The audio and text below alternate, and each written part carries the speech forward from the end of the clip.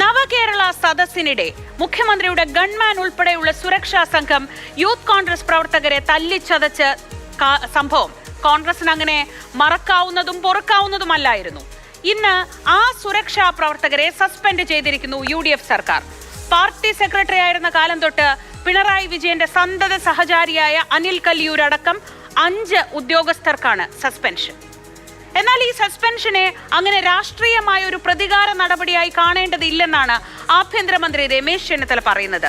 സ്വാഭാവികമായ നീതി നിർവഹണമാണ് നടത്തിയതെന്ന് രമേശ് ചെന്നിത്തല പ്രതികരിച്ചു. അത് നിയമപരമായ കാര്യങ്ങളാണ്, അത് നമ്മൾ നിയമപരമായി പരിശോധിക്കും. ഒരാൾ നിയമത്തിന് അതീതരല്ല എന്നാണ് വസ്തുത. ആരും നിയമത്തിന് അതീതരല്ല. എല്ലാ പൗരന്മാർക്കും നീതി അല്ലെങ്കിൽ ന്യായമായി ലഭിക്കേണ്ട നിയമപരമായ പരിരക്ഷ ലഭിക്കും.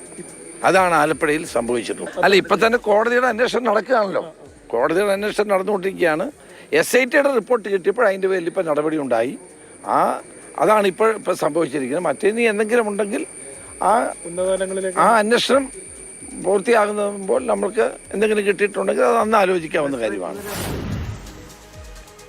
അന്നത്തെ ആ മർദ്ദനം അത്ര എളുപ്പം വിട്ടുകളയുന്നില്ല നേതാക്കൾ. ക്രൂരമായ മർദ്ദനമായിരുന്നു പിണറായിയുടെ ഗൺമാൻമാർ നടത്തിയതെന്ന് ഇന്ന് മുഖ്യമന്ത്രി VD സതീശൻ പ്രതികരിച്ചു. കേസ് അട്ടിമറിച്ച ഉദ്യോഗസ്ഥനെതിരെയുള്ള നടപടി റിപ്പോർട്ട് വന്ന ശേഷം ആലോചിക്കുമെന്നും മുഖ്യമന്ത്രി വ്യക്തമാക്കി. മർദ്ദനമാണ് നടത്തിയിരിക്കുന്നത്. ഇപ്പൊ ഓരോ കാര്യങ്ങൾ പുറത്തു വന്നല്ലോ. അവിടുത്തെ SP കൊടുത്ത റിപ്പോർട്ട് പൂഴ്ത്തി, DYSP ക്രൈംബ്രാഞ്ച് DYSP കൊടുത്ത റിപ്പോർട്ട് പൂഴ്ത്തി, ഒരുപാട് മാനിപ്പുലേഷൻസ് അതിൻ്റെ അകത്ത് നടന്നിട്ടുണ്ട്. ഈ പ്രതിഷേധം പ്രകടിപ്പിക്കുമെന്ന് പറഞ്ഞിട്ടാണ് അവരെ തല്ലിയൊന്നുമില്ല. മുഖ്യമന്ത്രി പോയി കഴിഞ്ഞിട്ടും പോലീസിന്റെ കൂടെ നിൽക്കുന്ന ആളുകളെ ഈ വണ്ടിയിൽ വന്നിറങ്ങിയ സംഘം ക്രൂരമായി മർദ്ദിക്കുന്ന ദൃശ്യമാണ്. കേരളത്തിൽ ആരെങ്കിലും അത് കണ്ട സഹിക്കുമോ? മക്കളുള്ളവരാരെങ്കിലും കണ്ട അത് സഹിക്കുമോ? ഞാനതല്ലേ പറഞ്ഞത്, ചില കാര്യങ്ങൾ മറക്കാൻ പറ്റില്ല. വരട്ടെ, നമ്മൾ ആ റിപ്പോർട്ട് മുഴുവൻ പരിശോധിച്ചിട്ട് ഉചിതമായ തീരുമാനങ്ങളുണ്ടാവും. ഉചിതമായ തീരുമാനം ആ റിപ്പോർട്ട് പൂർണ്ണമായി പരിശോധിക്കട്ടെ. ആദ്യത്തെ സ്റ്റെപ്പാണ് ഇപ്പൊ ചെയ്തത്, പിന്നെ നോക്കട്ടെ. ഇതിനിടെ മുഖ്യമന്ത്രിയുടെ ഗൺമാൻ അടക്കമുള്ള പോലീസ് ഉദ്യോഗസ്ഥർ ഇന്ന് സമർപ്പിച്ച ജാമ്യാപേക്ഷ കോടതി തീർപ്പാക്കി. നിലവിൽ കേസിൽ ജാമ്യമില്ലാ വകുപ്പുകൾ ചുമത്തിയിട്ടില്ല എന്ന് ചൂണ്ടിക്കാട്ടിയാണ് ആലപ്പുഴ ജില്ലാ സെഷൻസ് കോടതി നടപടി.